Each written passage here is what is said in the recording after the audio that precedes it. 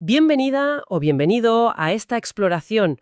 Hoy nos vamos a meter de lleno en los inicios, pero inicios de verdad, del pensamiento occidental, allá en la antigua Grecia.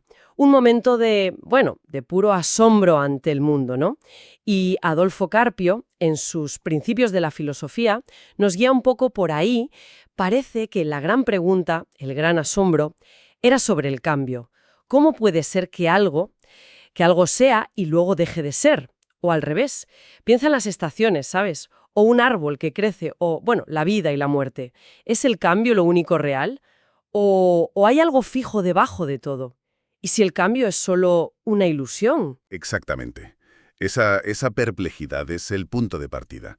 Y de ahí, fíjate, nacieron dos respuestas. Bueno, dos modelos gigantescos y opuestos, que marcaron todo lo que vino después en Occidente. Por un lado, Heráclito de Éfeso, el del devenir, la transformación sin fin, la realidad como puro flujo. Y por otro, Parménides de Elia, que enseñaba justo lo contrario, que el fundamento de todo es un ser único, inmutable, eterno. Nada cambia. ¡Wow!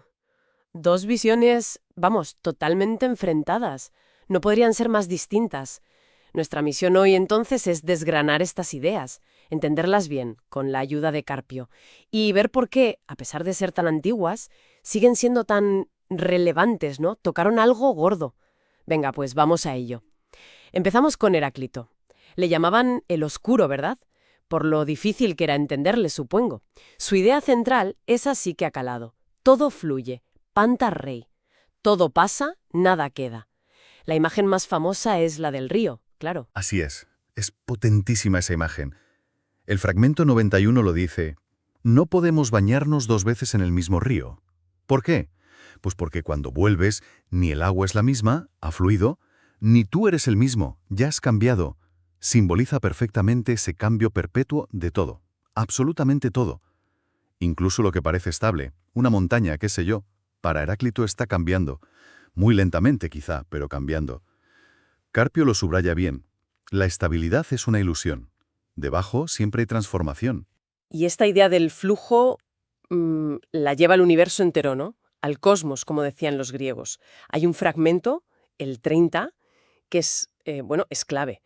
Dice, este mundo, cosmos, el mismo para todos. No lo hizo ningún dios ni ningún hombre, sino que siempre fue, es y será fuego siempre vivo, que se enciende según medida y se apaga según medida. Me llama la atención eso de el mismo para todos, y que no lo creó nadie. Exacto. Subraya la idea de un universo, pues eso, único, eterno, que se sostiene a sí mismo. Y luego, claro, el fuego siempre vivo. Aquí Carpio dice que hay debate. ¿Es el fuego el arjé? O sea, la sustancia primera de la que todo sale y a la que todo vuelve. Heráclito habla del camino hacia arriba y hacia abajo, ¿sabes? Como procesos de condensación y rarefacción del fuego. O es el fuego más bien una metáfora genial del cambio constante, porque el fuego es cambio visible. Probablemente sean las dos cosas, ¿eh? Están conectadas en su cabeza. Y lo de siempre vivo sugiere que la materia misma tiene vida, se autoorganiza. Hilozoísmo se llama eso. El cosmos como un ser vivo. Pero espera, la frase acaba con eso de según medida, metra. Ahí parece que hay un orden, ¿no? No es un fuego loco. Cambio mismo. No es un fluir caótico que va. Hay una ley, una norma, un ritmo, una proporción, algo que lo gobierna todo. Y a esa ley la llama dike, justicia, en sentido cósmico, y sobre todo logos. Es como una razón universal dentro de las cosas. Carpio ve aquí, fíjate, una anticipación de la idea de ley científica, la pauta del cambio. Vale, el logos como la ley del cambio. ¿Y luego? La guerra. Usa esa imagen también. Fragmento 53. La guerra, polemos, de todas las cosas es padre, de todas las cosas es rey. Uf, la guerra como principio de todo. Suena fuerte. Sí, es provocador. Pero, a ver, Carpio aclara. Pólemos aquí no es la guerra humana, la de matarse. Es el conflicto inherente a toda. La tensión entre opuestos. Frío, calor, húmedo, seco, ser, no ser, vida, muerte. Esa lucha constante es el motor del cambio. Es lo que genera las cosas y las mantiene vivas. Heráclito ve a la realidad como, bueno, como dialéctica. La unidad se expresa en la lucha de contrarios. O sea que las cosas son lo que son por esa tensión interna. Algo así. Exacto. Piensa en otro fragmento, el 61. El mar es el agua más pura y la más sucia.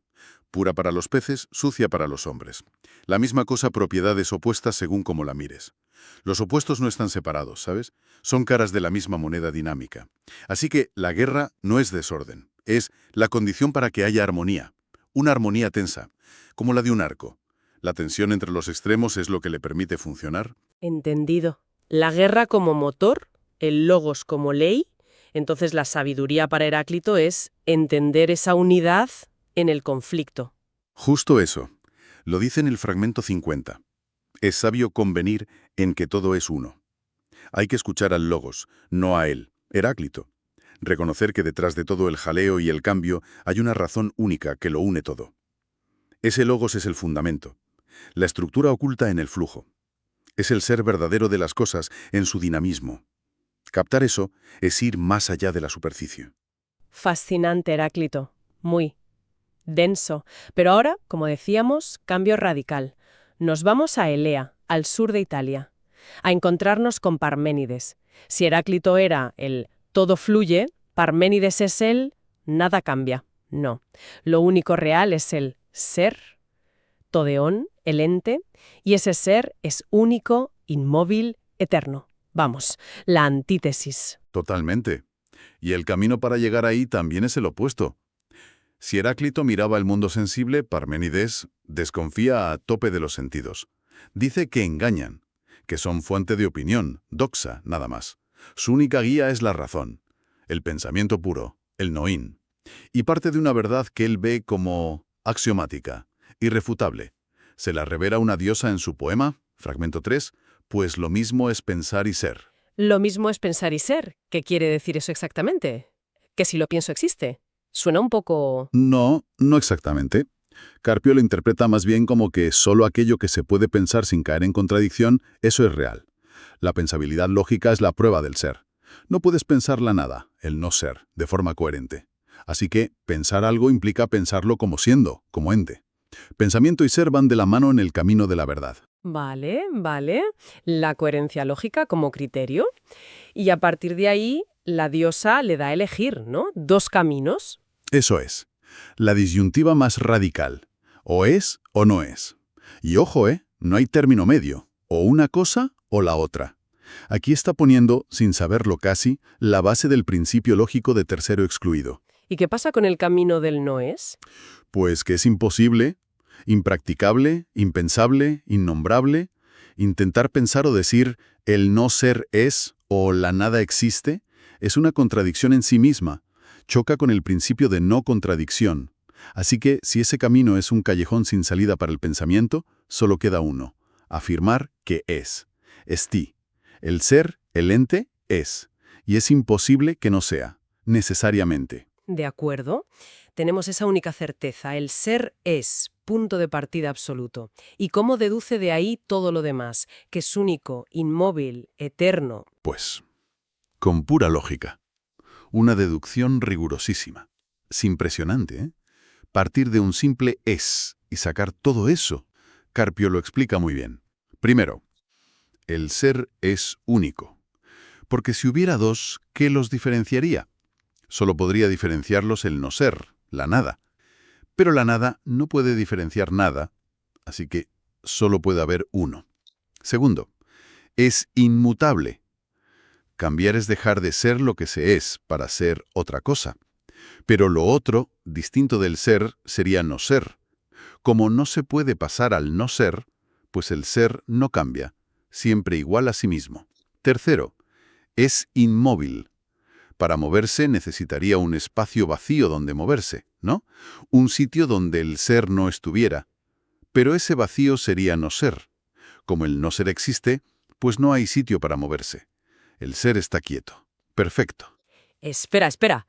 O sea, niega el movimiento. Así, por pura lógica. Pero si vemos cosas moverse todo el rato, es radicalísimo. Sigue, sigue. ¿Qué más? Sí. Sí, es un choque frontal con la experiencia. Pero la lógica, según él, manda. Además, cuarto, es inengendrado e imperecedero. No puede haber nacido. ¿De dónde? Del no ser, imposible. De la nada nada sale. De otro ser, tampoco, porque es único. Y tampoco puede morir o destruirse, porque eso sería pasar al no ser. Así que no tiene principio ni fin. Quinto, es intemporal. Y esto es sutil. No es que dure para siempre en el tiempo. Es que está fuera del tiempo. El tiempo es cambio, sucesión, antes, después. Como el ser no cambia, no está en el tiempo. El fragmento 8 es brutal. Jamás era ni será, puesto que es ahora todo a la vez. Uno, continuo. Un presente eterno. Y sexto, es indivisible. Es todo igual, homogéneo, todo lleno de ente. No tiene partes ni diferencias internas, porque diferenciar implicaría no ser. Así que no se puede dividir, es un bloque compacto. Vale, la lógica es, bueno, es un muro. Si aceptas la premisa, las conclusiones parecen seguirse. Pero, claro, la pregunta es inevitable. ¿Y el mundo? Nuestro mundo, el que vemos, tocamos, lleno de cosas distintas que nacen, cambian, se mueven, mueren. ¿Qué pasa con todo eso? ¿Es humo? Para Parménides, sí. Es así de tajante. Todo eso que percibimos con los sentidos es ilusión. Es la opinión de los mortales, la doxa. Un camino engañoso basado en los sentidos que nos hacen creer en el cambio y la multiplicidad. Error. En el fragmento 6, critica a los que intentan mezclar ser y no ser, o sea, los que creen en el cambio. Los llama bicéfalos, gente perdida, sordos y ciegos, porque para ellos ser y no ser son lo mismo y no son lo mismo. Contradicción pura. La única verdad, la aletheia, es la que descubre la razón, el logos, el pensamiento puro. Es que es tan Ajá. abstracto, choca muchísimo. Y te preguntas, bueno, ¿y qué es entonces ese ser? ¿Es como Dios? ¿Es la materia? Claro, esa es la tentación. Pero Carpio insiste. Parménides evita darle un contenido concreto. El ser es. La abstracción lógica pura. Es aquello que es, sin más cualidades sensibles. Y justo ahí está su fuerza y su novedad histórica. No lo identifica con nada del mundo. Establece las condiciones lógicas de la realidad misma. Lo que Parménides descubre o inaugura, según Carpio, es la razón como fuente de verdad necesaria, universal, objetiva, distinta y superior a los sentidos que solo dan conocimiento contingente, particular, subjetivo. Es el nacimiento del racionalismo. El pensamiento se da cuenta de que puede alcanzar verdades fijas por sí mismo. ¿Podemos ahondar un poco más? Eso de descubrir la razón, ¿qué implica exactamente? Implica dos cosas enormes, que Carpio señala bien. Primero, la distinción clara entre dos tipos de saber. El saber racional, episte, sobre el ser, necesario, negarlo es contradictorio, universal, vale siempre y para todo, objetivo. Y la opinión, doxa, sobre el mundo sensible, contingente, es así pero podría ser de otra forma, particular, basado en casos, subjetivo. Y segundo, y eso es fundamental, Parménides, al argumentar, formula sin saberlo los pilares de la lógica, el principio de identidad, lo que es, A es A. El de no contradicción, A no puede ser no A la vez. Y el de tercero excluido, o es A o es no A, no hay más. Increíble. Los cimientos de todo, no solo de la filosofía, sino de las mates, de la ciencia, de cualquier pensamiento que quiera ser coherente. Ahora entiendo por qué Hegel decía que la filosofía de verdad empieza con Parménides, porque se eleva ese pensamiento conceptual puro, se libera de lo sensible, cosa que los anteriores, como Tales o incluso Heráclito, no hacían del todo. Totalmente. Y la influencia de los dos, Heráclito y Parménides, es inmensa, porque marcan los dos polos, los extremos. El cambio total frente a la permanencia total. Y casi toda la filosofía que viene después, ¿qué hace? Pues intentar mediar, combinar, reconciliar estas dos posturas tan bestias. Platón, Aristóteles, todos están en diálogo constante con ellos dos. Carpio pone el ejemplo de los atomistas, ¿no? Leucipo y Demócrito, como un intento de síntesis. Sí, es un ejemplo perfecto. Los atomistas dicen, hay átomos. Partículas indivisibles, átomo. Eternas, que no cambian por dentro. Todas iguales en sustancia. ¿A qué suena eso? ¿A Parménides? ¿Al ser Parmenido? Claro, características del ser. Pero ojo, Dicen que estos átomos son infinitos, multiplicidad no unicidad, y se mueven sin parar en el vacío. Y el vacío es necesario para el movimiento, justo lo que Parménides negaba. Y las combinaciones y separaciones de estos átomos en el vacío, eso explica el cambio. La generación, la corrupción, todo lo que vemos, recuperan el devenir de Heráclito. Es una solución súper ingeniosa. Salvan la lógica de la permanencia en los átomos y la evidencia del cambio en sus combinaciones. Se ve clarísimo cómo Heráclito y Parménides pusieron las dos vías maestras. Todo este viaje por estas ideas tan raíces nos hace pensar en qué es la filosofía misma, ¿no? ¿Cuál es su tarea? Según lo que hemos visto con Carpio. Pues Carpio sugiere que una tarea central de la filosofía, sobre todo de la metafísica, es buscar el fundamento último de todo. Ir más allá de lo que vemos a simple vista, de lo que cambia, para encontrar aquello en lo que todo se apoya, lo que le da unidad, sentido, un fundamento que, como decía Heráclito en otro fragmento misterioso, el 123, gusta ocultarse, physis cryptestei philei. La naturaleza profunda ama esconderse. Y la filosofía es ese intento de desocultar, de sacar a la luz aletheia, esa estructura última. Me gusta eso de desvelamiento. Hegel también decía algo así, ¿no? Que la filosofía es como un mundo al revés. No se queda en la superficie de cómo usamos las cosas, sino que pregunta por el porqué último, por los principios que montan el universo. Exacto. Por eso se dice que la filosofía es el saber más radical. Va a la raíz, radix.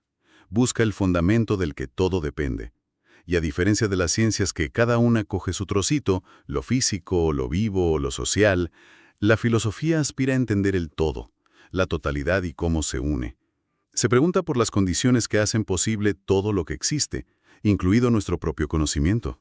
Pues sí que ha sido un viaje intenso hoy, desde el río que nunca es el mismo de Heráclito hasta esa esfera perfecta e inmóvil del ser de Parménides, dos gigantes que definieron las grandes preguntas sobre el cambio y la permanencia, sobre la apariencia y la realidad, los sentidos y la razón. Son visiones muy extremas, ¿sí? Casi te obligan a posicionarte, ¿no? Pero justo por eso nos hacen pensar tanto. Nos fuerzan a cuestionar cómo vemos el mundo y cómo creemos conocerlo. Y quizá, esa tensión que queda sin resolver entre los dos, el cambio constante contra la identidad fija, nos deja una pregunta final.